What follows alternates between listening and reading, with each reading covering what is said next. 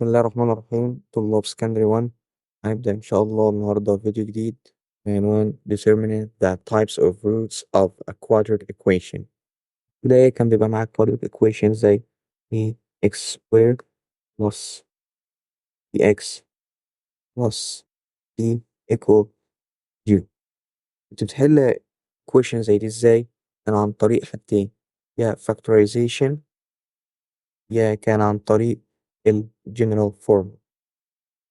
كانت negative e plus or negative square root of square negative 4ac over 2a. حلو أوي. فكان في الحالة دي كان بيطلع معايا 2 roots. هنستفاد ايه؟ هنستفاد من الشيب ده اللي هو عبارة عن، والشيب ده يكون square negative 4ac، وده هيكون عبارة عن الديسكريمنت. الديسكريمنت ده هستفاد بيه إن أنا أجيب ال types of two roots عن طريق جدول زي ده كده. لو كان ال discriminant بتاعي positive، يعني ال b square negative 4ac greater than 0، هيكون معانا ال type of two roots هيكون two different real roots. حلو. لو كان ال discriminant بتاعي equal to 0، b square negative 4ac equals 0، هيكون معانا type هيكون two equal real roots. طب لو كان ال discriminant بتاعي negative ال b square negative 4ac smaller than 0، هيكون معايا two complex and non-real roots. طب لما يكون ال discriminant بتاعي positive هيكون شكله ازاي؟ بياني هيكون عن طريق 2 points at x axis زي كده. هيكون معايا intersection at 2 points at x axis. طب لو كان equal to 0 هيكون معايا 1 point at x axis زي كده. طب لو كان negative مش هينترسكت أصلا ال x axis وهيكون بعيد عنه زي كده. بس كده، وهي دي فكرة الليسن النهاردة. ناخد شوية examples. في example زي ده يكون عايز مني إن أنا determine the type of the two roots. حلو. أول حاجة هطلع ال A وال E وال C. إيه هو ال A وال B وال C؟ ال A هي ال coefficient بتاعت ال x square، وال B هي ال coefficient بتاع ال x، وال C عبارة عن ال absolute term. حلو أوي. هيكون معايا إن ال A عبارة عن 1، وال B عبارة عن negative 3، وال C عبارة عن ال 5. دلوقتي عشان أجيب ال type of roots بتاعتي محتاج أجيب ال discriminant. discriminant بتاعي عبارة عن b square negative 4ac، هيكون عبارة عن b square عبارة عن 9، وال negative 4 times ال a times ال c يكون equal negative 11. discriminant بتاعي عبارة عن negative، وأنا كنت قايل لك قبل كده لو ال discriminant بتاعك negative هيكون معاك ال types of two roots هيكون two complex and non-real roots. طب في example زي ده هيكون عايز مني إيه؟ طالب مني approve إن ال equation بتاعتي دي types of roots بتاعتها two complex and non-real roots، ومحتاج إن أنا find these two roots. في البداية هطلع ال A وال B T بتاعتي. ال A عبارة عن 7، وال B negative 11، وال C عبارة عن 5. حلو. هجيب ال discriminant بتاعتي دلوقتي، هي عبارة عن B square negative 4AC يكون equal B square 121 negative 4 by A by C. هيكون ال discriminant بتاعي negative 19. ال discriminant بتاعي طلع negative، وكنت قايل لك قبل كده لو ال discriminant بتاعك طلع negative هيكون ال type of two roots بتاعتك two complex and non-real roots. وكده أنا أثبت أول حاجة محتاجها. طيب، محتاج أfind التولز دول هيكون عبارة عن الجنرال فورمولا بستخدم. هيكون معايا إن الإكس عبارة عن negative p positive or negative root of p square negative 4ac over 2 a هيكون عبارة عن negative b 11 positive or negative root of b square 121 negative 4 by 7 by 5 over 2a هيكون ال x معايا عبارة عن 11 positive or negative root of negative 19 over ال 14 هتكون equal 11 positive or negative root of 19 I النيجاتيف دي عبارة عن I square imaginary numbers لو مش فاكرها ارجع للدرس اللي فات I square أراجع برا الروت ب I over 14 بس كده ودول هما التولز بتاعتي مرة بالبوزيتيف ومرة بالنيجاتيف والسؤال بتاعي خلص على كده. مع إن يقول لي إن example زي ده إن B has two real roots ما قاليش positive or equal to zero فهيكون greater than or equal zero. ليه؟ لو كان قال لي إن real number and positive or greater than zero هيكون معايا greater than zero ال discriminant طبعا هيكون greater than zero. طب لو كان قايل لي إن هو ال equation equal to zero بس هيكون معايا إن ال discriminant عبارة عن equal zero لكن هو قال لي إن ال equation دي has two real roots ما ذكرنيش إنها positive ولا equal to zero. real roots هيكون إن ال discriminant بتاعتي greater than or equal zero. طب هيكون معايا أطلع ال A وال B C ال A equal 1 وال B equal to A negative 2 ليه؟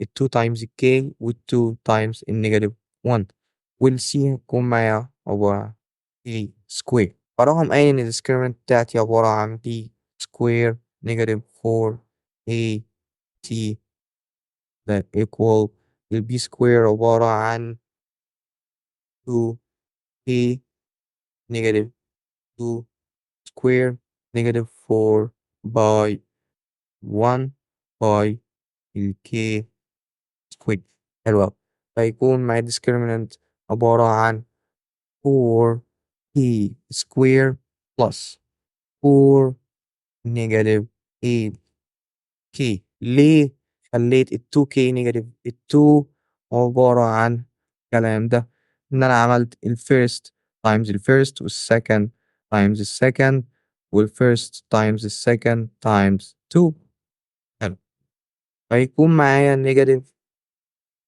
4K square جميل أوي ال 4K square مع negative 4K square هيتبقى معايا في الديسكريمنت negative 8K plus 4 وما ننساش إن إحنا قلنا إنها greater than or equal 0 ليه؟ لأن هو قايل إن ال equation has two real numbers has two real roots هيكون معايا إن ال negative 8K is greater than or equal negative 4 خدت ال 4 وديتها الناحية التانية وعملت change للساين بتاعتها فهنروح divided by negative 8 divided by negative 8 هيكون معايا إن ال K هيكون معايا إن ال K smaller than or equal ليه خليت ال greater than smaller than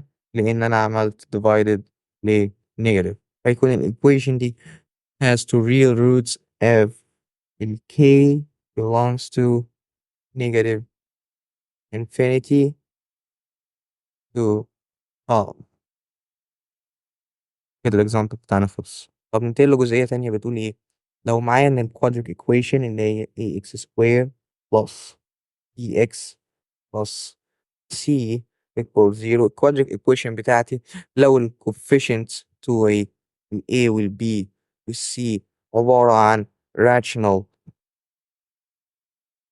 number rational numbers والdiscriminant بتاعي هيكون عبارة عن perfect square هيكون الroots بتاعتي are real rational numbers.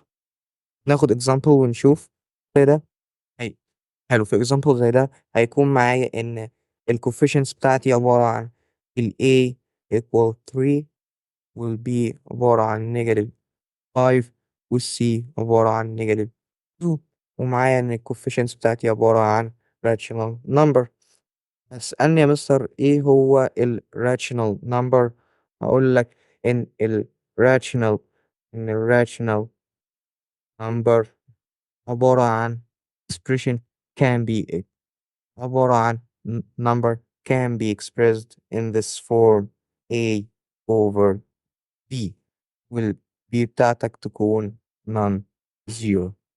حلو أي حاجة خلاف كده هتكون irrational number. طب irrational number اديني examples عنها يا مستر. طب حلو زي ال 3 over 4 أو negative 1 over 2 أو ال 3 مثلا أو ال negative 5. قول إن ال 3 وال negative 5 يا مستر rational number مش ال 3 عبارة عن 3 over 1 وال negative 5 عبارة عن negative 5 over 1. طب ما هي rational number. طب ال irrational number عبارة عن إيه يا مستر؟ هتكون عبارة عن النيجاتيف root of 5 مثلا يعني. حلو نرجع للإكزامبل بتاعنا.